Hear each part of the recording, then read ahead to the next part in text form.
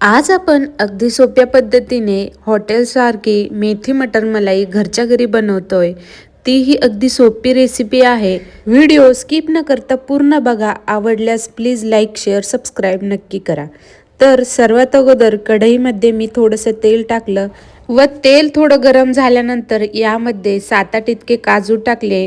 काजू जे आहे ते छान असे लालसर होईपर्यंत आपल्याला तेलामध्ये फ्राय करून घ्यायचे. त्यानंतर 3-4 पाकळ्या इतका लसूण टाकला. लसूण सुद्धा या तेलामध्ये थोडा फ्राय करून घ्यायचा.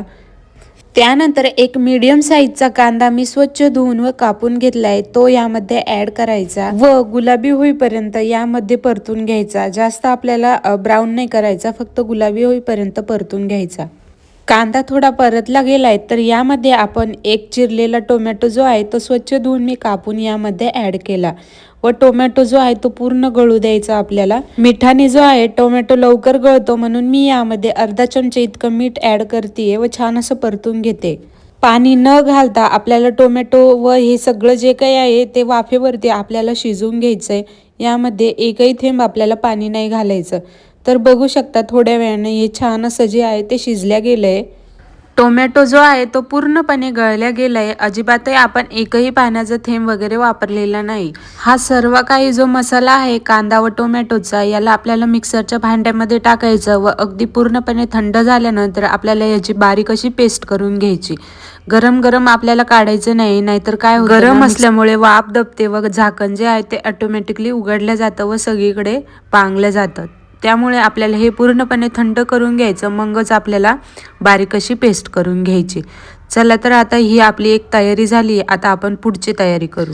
याच कढईमध्ये, कढई गरमच आहे तोपर्यंत मी मेथी जी आहे ती छान निसून व धुवून एकदम बारीक अशी कापून घेतली आहे.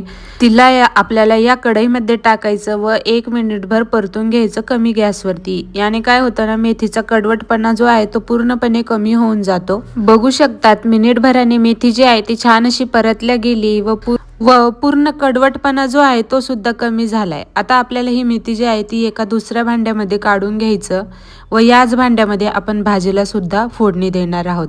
एक साईडला मी मेथी काढली, याच कढईमध्ये ना आपण फोडणी जी आहे ती भाजीला देऊन घेऊ. एक साईडला मी वाटाणे जे आहे ते स्वच्छ धुवून निसून जे आहे ते पाण्यामध्ये उकळण्यासाठी ठेवून दिले होते. 2-3 मिनिटांमध्ये वाटाणे जे आहे ते छान असे गरम पाण्यामध्ये उकळल्या जातात. तर मीठ टाकून छान असे वाटाणे जे आहे ते मी उकळून घेतले. त्यानंतर जी कढईमध्ये आपण मेथी गरम केली होती त्याच कढईमध्ये मी बारीक अशी पेस्ट करून घेतलेली होती टोमॅटो व कांदाची. या कढईमध्ये अगदी थोडंसं अर्धी पळीभर इतकं तेल टाकायचं. त्यानंतर थोडेसे खडे मसाले यामध्ये ॲड करायचे व अर्धा मिनिटभर खडे मसाले छान असं परतून घ्यायचं. त्यानंतर यामध्ये काही बेसिक मसाले ॲड करूयात. 1 चमचा धना पावडर, अर्धा चमचा लाल मिरची पावडर, त्यानंतर अर्धा चमचाभर इतकी हळद टाकली. तुम्ही तुमच्या आवडीनुसार तिखटनुसार कमी जास्त करू शकता मसाले.